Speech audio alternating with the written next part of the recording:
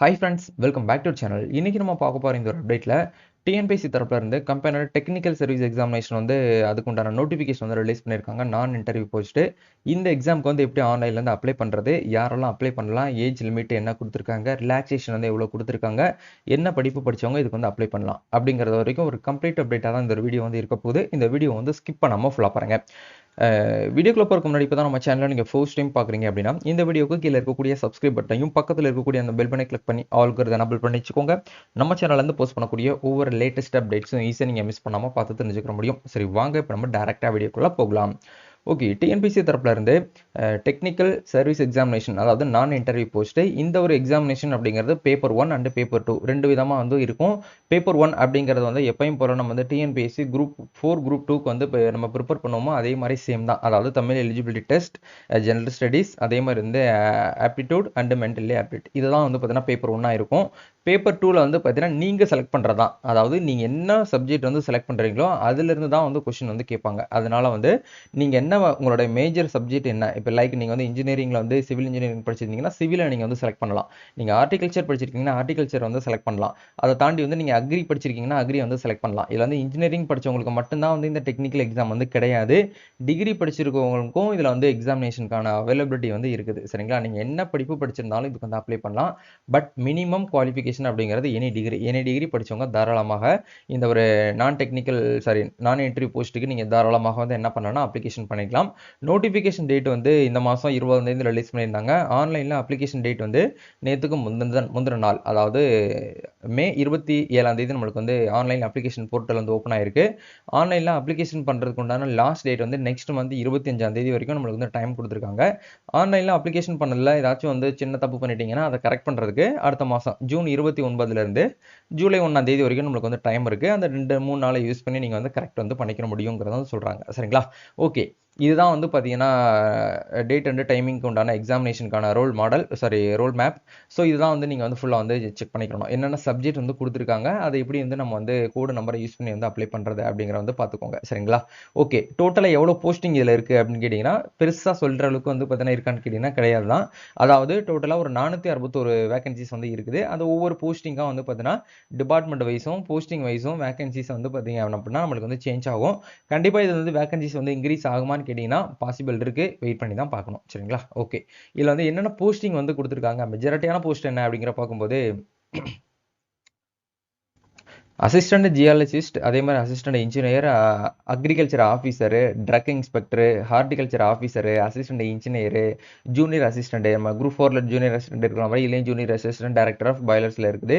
அதே மாதிரி junior artist இருக்குது. அதே மாதிரி ஜூனியர் இன்ஜினியரிங்கில் இருக்குது. அசிஸ்டன்ட் என்ரால்மெண்ட்டில் இருக்குது.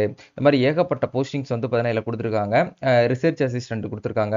அதே மாதிரி வந்து பார்த்தீங்கன்னா சிஸ்டம் மேனேஜர்ஸ் கொடுத்துருக்காங்க. லைப்ரேஷன், நீங்கள் வந்து லைப்ரரி ரிலேட்டடாக பேச்சுலர் ஆஃப் லைப்ரரிஷன் படிச்சிருந்தீங்க அப்படின்னா நீங்கள் வந்து லீகல் ஸ்டடீஸில் வந்து உங்களுக்கு வந்து ஒர்க் வந்து கொடுத்துருக்காங்க. டிரான்ஸ்லேட்டர், நீங்கள் லா முடிச்சிருக்கீங்க அப்படின்னா உங்களுக்கு வந்து டிரான்ஸ்லேட்டர் போஸ்ட் வந்து கொடுத்துருக்காங்க. அதே மாதிரி வந்து பார்த்தீங்கன்னா நீங்கள் அது சம்மந்தம் ஸ்பெசிஃபிக்காக என்ன எடுத்து படிச்சிருக்கீங்களா, நீங்கள் பிஏ டூரிஷன் பண்ணிருந்தீங்க அப்படின்னா அசிஸ்டன்ட் டூரிசம் ஆஃபீஸர் கிரேட் 2ல நீங்கள் வந்து உள்ள வந்து போகலாம்.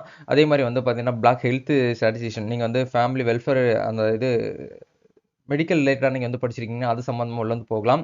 இந்த மாதிரி எக்கச்சக்கமான ஆப்ஷன்ஸ் வந்து கொடுத்துருக்காங்க. மஸ்ட்டாக நீங்கள் வந்து என்ன பண்ணுங்கன்னா அப்ளை பண்ணி ட்ரை பண்ணுங்கள். ஏன்னா இப்போ இந்த முறை ஃபஸ்ட் டைமாக நிறைய பேர் வந்து ட்ரை பண்ணுறீங்க. ஸோ ஃபஸ்ட் டைம் ட்ரை பண்ணலாமான்னு கேட்டிங்கன்னா நீங்கள் தாராளமாக வந்து ட்ரை பண்ணலாம். பட் பேப்பர் 1 வந்து எப்பயும் போல் நம்ம வந்து படிக்கிறது தான். நம்ம எப்பயும் குரூப் 4 குரூப் 2 குரூப் 1க்கு படிக்கிற பேப்பர் 1 தான். பேப்பர் 2 மட்டும் நீங்கள் ஸ்பெசிஃபிக்காக என்ன செலக்ட் பண்ணுறீங்களோ அதுக்கு தான் நீங்கள் வந்து எக்ஸாம் வந்து எழுத போகிறீங்க. சரிங்களா, ஓகே. இப்போ இதுக்கு உண்டான போஸ்டிங்கான ஏஜ் ரிலாக்ஸேஷனை பொறுத்த வரைக்கும் இந்த இடத்துல வந்து மென்ஷன் பண்ணியிருக்காங்க பாருங்கள். Others candidates not belong SC ST schedule caste இருக்கக்கூடியவங்களுக்கு வந்து இந்த இடத்துல மென்ஷன் பண்ணியிருக்காங்க பாருங்கள்.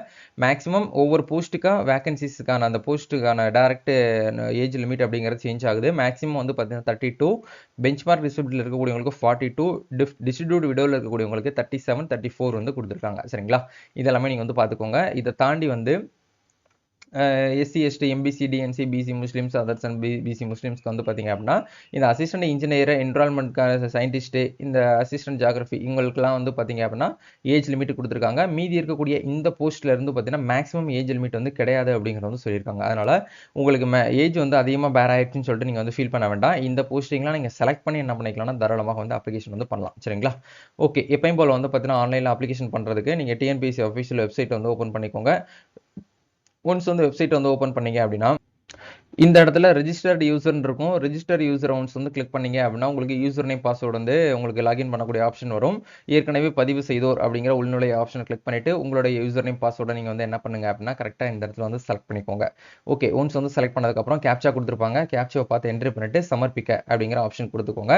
மேபி உங்களுக்கு வந்து இங்கிலீஷில் வேணும் அப்படின்னா இந்த வெப்சைட்டை நீங்கள் இங்கிலீஷில் கூட அக்சஸ் வந்து பண்ணிக்க முடியும். மேலே வந்து தமிழ் இங்கிலீஷ்னு சொல்லிட்டு இருக்கும்.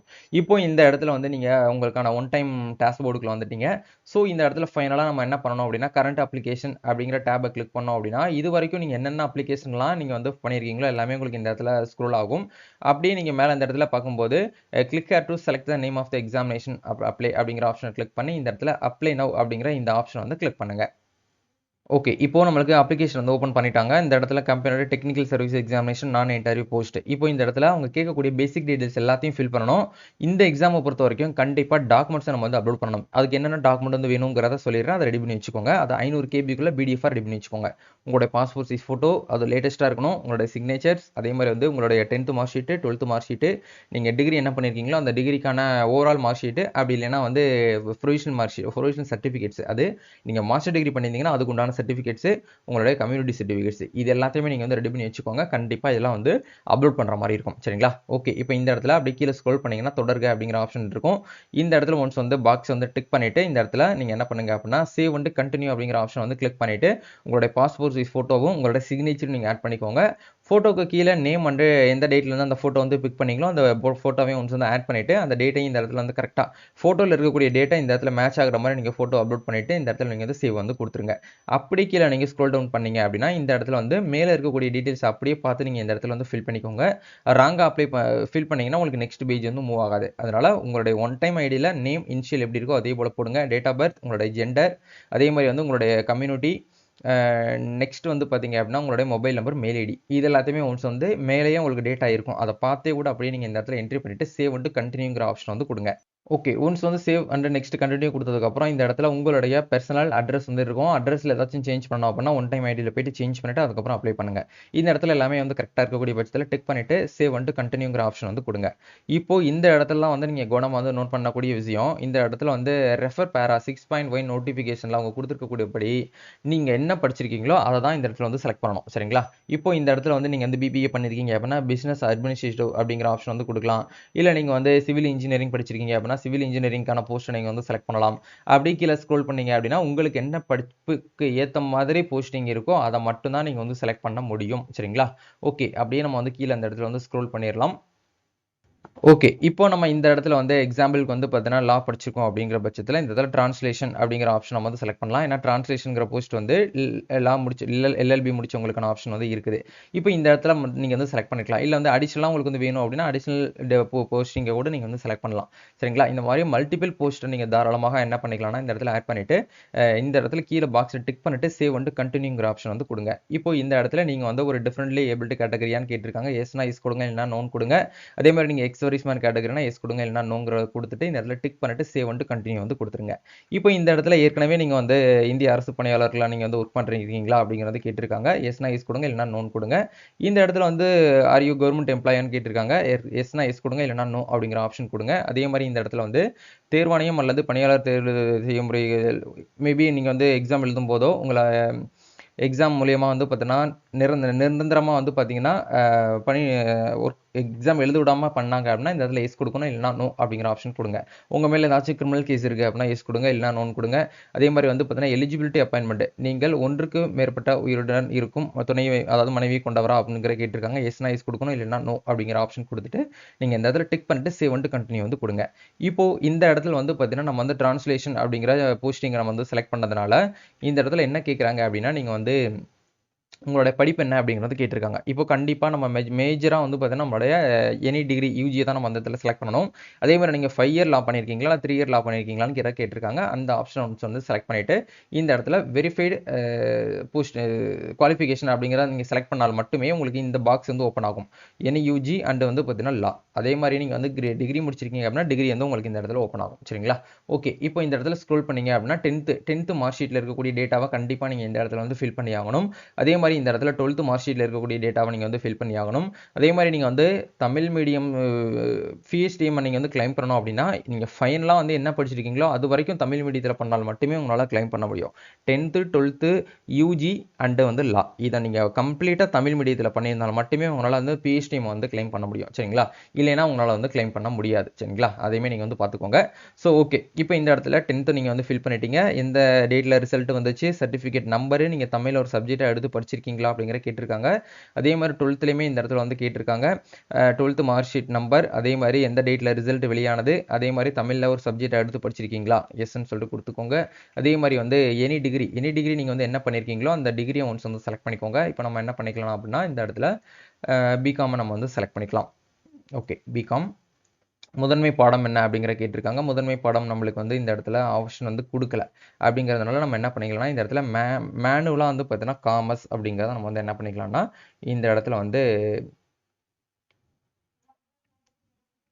என்ட்ரி பண்ணிக்கலாம்.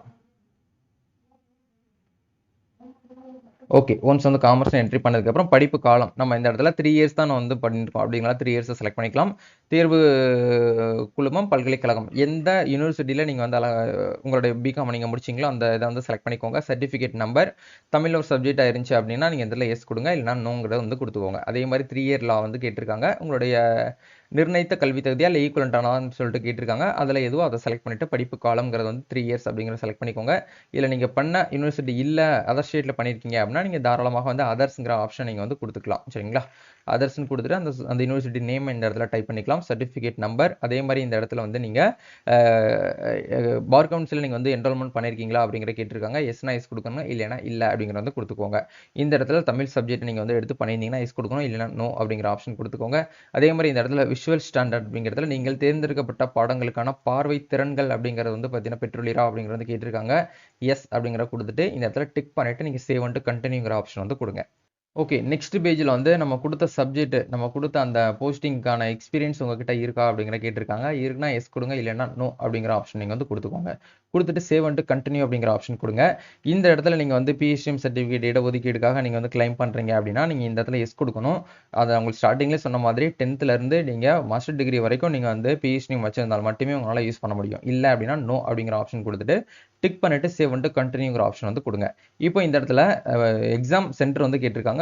உங்கள் லொக்கேஷனில் உங்களுடைய ஓன் சென்டருமே இந்த இடத்துல அவைலபிளாக இருக்குது. ஓன் டிஸ்ட்ரிக்ட்மே அந்த ஆப்ஷன் வந்து ஒன்ஸ் வந்து செலக்ட் பண்ணிக்கோங்க. அதே மாதிரி தேர்வு மையம் 2 அப்படிங்கிற இடத்துல உங்கள் நியர்பையில் இருக்கக்கூடிய டிஸ்ட்ரிக்டை ஒன்ஸ் வந்து நீங்கள் என்ன பண்ணுங்க அப்படின்னா இந்த இடத்துல செலக்ட் பண்ணிக்கோங்க. இப்போ இந்த இடத்துல ஃபீஸ் பேமெண்ட் அப்படிங்கிறது 100 rupees வந்து ஃபீஸ் வந்து பேமெண்ட் பண்ணுற மாதிரி இருக்கும். இந்த இடத்துல ஒன்ஸ் வந்து டிக் பண்ணிட்டு நம்ம டாக்குமெண்ட்ஸ் வந்து அப்லோட் பண்ணணும். சரிங்களா? இப்போ டாக்குமெண்ட்ஸ் என்னென்ன கேட்டிருக்காங்கன்னு பாருங்கள். இந்த இடத்துல உங்களுடைய கம்யூனிட்டி சர்டிஃபிகேட்டு, அதை நீங்கள் மேரேஜ் ஆன உமனாக இருக்கிறீங்க அப்படின்னா ஹஸ்பண்ட் நேமில் இருக்கக்கூடிய கம்யூனிட்டி யூஸ் பண்ணக்கூடாது. ஃபாதர் ஆர் மதர் நேமில் இருக்கக்கூடிய கம்யூனிட்டி தான் நீங்கள் வந்து யூஸ் பண்ணணும். இந்த இடத்துல சர்டிஃபிகேட் அப்படிங்கிற செலக்ட் பண்ணிவிட்டு டாக்குமெண்ட்ஸ் இந்த இடத்துல அப்லோட் பண்ணிவிட்டு இந்த இடத்துல அப்லோடுங்கிற பட்டனை ஆக்ஷன் பட்டனை கிளிக் பண்ணால் மட்டுமே உங்களுக்கு வந்து டாக்குமெண்ட் வந்து அப்லோட் ஆகும். அதே மாதிரி இந்த இடத்துல 10th மார்க் ஷீட்டு, இந்த இடத்துல 12th மார்க் ஷீட்டு, அதே மாதிரி degree in law 3 years professional mark sheet அப்படின்னா டிகிரி சர்டிஃபிகேட்ஸ் நீங்கள் இந்த இடத்துல வந்து அப்லோட் பண்ணிக்கலாம். அதே மாதிரி ஈக்குவலண்டாக இருக்கக்கூடிய தமிழ் லாங்குவேஜ் ப்ரொஃபஷனட்டாக இருக்கக்கூடியதுக்கு வந்து தமிழ் லாங்குவேஜ்க்கான டீட்டெயிலையும் நீங்கள் இந்த இடத்துல வந்து ஆட் பண்ணணும் எவிடன்ஸ்க்காக. அதே மாதிரி இந்த இடத்துல வந்து பார்த்தீங்க அப்படின்னா அடிஷ்னலாக நீங்கள் என்ன பண்ணணும் அப்படின்னா உங்களுடைய யூஜி மார்க் ஷீட் இந்த இடத்துல வந்து அப்லோட் பண்ணணும். சரிங்களா? இதெல்லாமே ஒன்ஸ் வந்து பண்ணி முடிச்சதுக்கப்புறம் ஃபைனலாக நீங்கள் வந்து என்ன பண்ணணும் அப்படின்னா ஆட்டோமேட்டிக்காகவே உங்களுக்கு உங்களுடைய அப்ளிகேஷன் வந்து ப்ரிவியூ பண்ண சொல்லும். ஒன்ஸ் வந்து உங்கள் அப்ளிகேஷன் வந்து கரெக்டாக தான் ஃபில் பண்ணியிருக்கீங்க அப்படிங்கிற பட்சத்தில் நீங்கள் வந்து ஒன்ஸ் அப்படி கீழே ஸ்க்ரோல் பண்ணி உங்களுக்கான பேமெண்ட்டை ஃபைனலாக நீங்கள் வந்து சக்ஸஸ் வந்து பண்ணிடுங்க. சரிங்களா? ஒன்ஸ் வந்து பேமெண்ட் வந்து பண்ணி முடிச்சதுக்கப்புறம் உங்களுடைய டேஷ்போர்டு ஓப்பன் பண்ணுங்கள். ஓப்பன் பண்ணிங்க அப்படின்னா மறுபடியும் வந்து பார்த்தீங்கன்னா இந்த இடத்துல கரண்ட் அப்ளிகேஷன் அப்படிங்கிற இந்த இடத்துல போயிட்டு உங்களுக்கான ஃபைனல் அப்ளிகேஷனை நீங்கள் இந்த இடத்துல வியூ பண்ணி பார்க்க முடியும். உங்களுடைய டாக்குமெண்ட்ஸ் என்னென்ன அப்லோட் பண்ணியிருக்கீங்க அப்படிங்கிற இந்த இடத்துல வந்து பார்க்க முடியும். சரிங்களா? இதான் வந்து கம்பெனியோட டெக்னிக்கல் சர்வீஸ் எக்ஸாமுக்கு அப்ளிகேஷன் பண்ணுறதுக்கு உண்டான ப்ரொசீஜர். அப்ளை பண்ணுறவங்களுக்கு ஏதாச்சும் வந்து டவுட்ஸ் இருக்குது அப்படின்னா கமெண்ட் பண்ணுங்கள். நம்ம நெக்ஸ்ட் ஒரு அப்டேட்ல வந்து மீட் பண்ணுவோம். Thank you. All the best. God bless you.